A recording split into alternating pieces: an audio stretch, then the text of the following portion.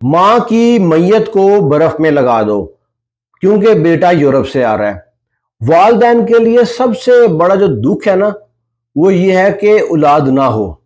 اس سے بڑا دکھ اولاد ہو کے مر جائے، اور اس سے بڑا دکھ اولاد ہو اور ہو کے گندی نکل آئے۔ ایک والدین تھے، ان کا کل سرمایہ 2 بیٹے تھے۔ دونوں بیٹے بڑے لاڈلے تھے، والدین دونوں سے بڑا پیار کرتے تھے۔ جب بیٹے جوان ہوئے تو اپنے ماں باپ کے پیچھے لگ گئے۔ آج کل ٹرینڈ چل رہا ہے یورپ جانے کا، یورپ جانا ہے۔ والدین کے پاس اتنا سرمایہ تھا نہیں، آخر والدین نے جو جمع پونجی تھی، کوئی زمین وغیرہ بیچ کے دونوں بیٹوں کو یورپ بھیج دیا۔ یورپ بھیجنے کے بعد بچے ماں باپ کو بھول گئے، کبھی فون کرتے کبھی نہ کرتے، اور ماں باپ جو ہے پیچھے ترس گئے بچوں کی شکل دیکھنے کے لیے۔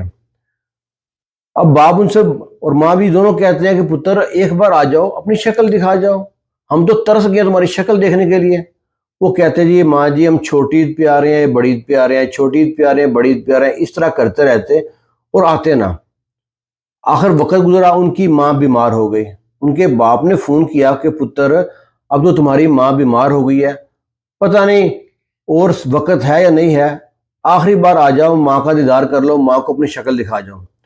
اب دونوں لڑکے کہتے ہیں اچھا جی آ رہے ہیں، کرتے ہیں، اور ایسے کرتے کرتے دونوں کی ماں فوت ہو گئی۔ جب ماں فوت ہوئی ہے پھر باپ نے کال کیا پتر آخری بار ماں کا منہ دیکھ لو، ماں تو مر گئی ہے، وہ چاہتی ہے کہ تو اس کے دونوں بیٹے آئیں، اس کے جنازے کو کندھا دیں، اپنے ہاتھوں سے قبر میں اتاریں، تم دونوں بھائی جلدی آ جاؤ۔ اب ان کو کوئی شرم آتی ہے کہ اب لوگ کیا کہیں گے، پھر بھی لوگوں کا خیال تھا، ماں کا خیال نہیں تھا۔ وہ کہتا ہے ابا جی بس 2 دن کا ٹائم دے، آپ ماں کی میت کو نا وہ برف میں لگا کے رکھیں اور ہم 2 دن میں آ جائیں گے۔ یورپ سے آنا اتنا آسان نہیں ہے، بڑا سمجھایا باپ کو، باپ نے کہا ٹھیک ہے۔ آخر جو محلے دار رشتہ دار تھے نا ان لڑکوں کے باپ کو کہتے ہیں کہ دیکھو تمہارے جو بیٹے تھے اب تک تو آئے نہیں، اب کہاں پہ آئیں گے، ایسا کرو اپنی بیوی کی تدفین کر دو۔ وہ سنتا نہیں ہے۔ وہ آج کل تو آرام سے مل جاتے ہیں، جو بڑے بڑے فریزر ہوتے ہیں جن میں میت رکھتے ہیں، وہ فریزر منگاتا ہے اور اپنی بیوی کی میت فریزر میں رکھ دیتا ہے۔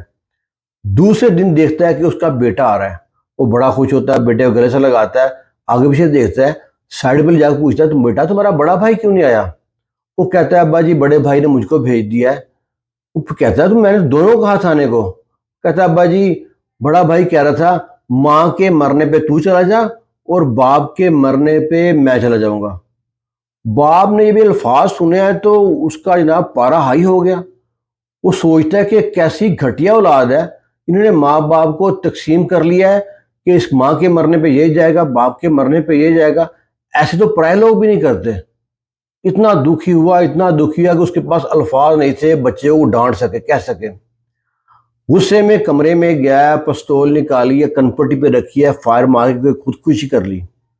جب مر گیا تو مرنے سے پہلے ایک چٹھی لکھ گیا، پرچی پہ لکھ گیا پتر اب تو تیرا باپ بھی مر گیا ہے، جس دنیا کو دکھانے کو تو آ گیا نا اس دنیا کو دکھانے کے لیے اپنے بڑے بھائی کو بلا لے تاکہ ہم دونوں کی میت کو کندھا دے سکو۔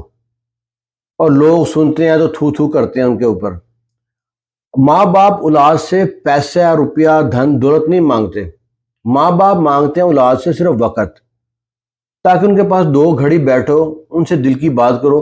ماں باپ کے پاس جب بیٹھ کے بات کرتے ہو ماں باپ اس سے بوڑھے نہیں ہوتے بلکہ دوبارہ جوان ہو جاتے ہیں۔ ماں کو پتا ہوتا ہے کہ ہمارے بیٹے ہمارے ساتھ ہیں، پوتے پوتیاں ہمارے ساتھ ہیں، لیکن ہے کہ آج کل پتہ نہیں کیا نفسا نفسی کا عالم شروع ہوا ہے، بچوں کو والدین سے پیار ہی نہیں ہے۔ یہ ایک چھوٹا سا واقعہ ہے، آپ کیا کہتے ہیں اس کے بارے میں؟ اللہ حافظ۔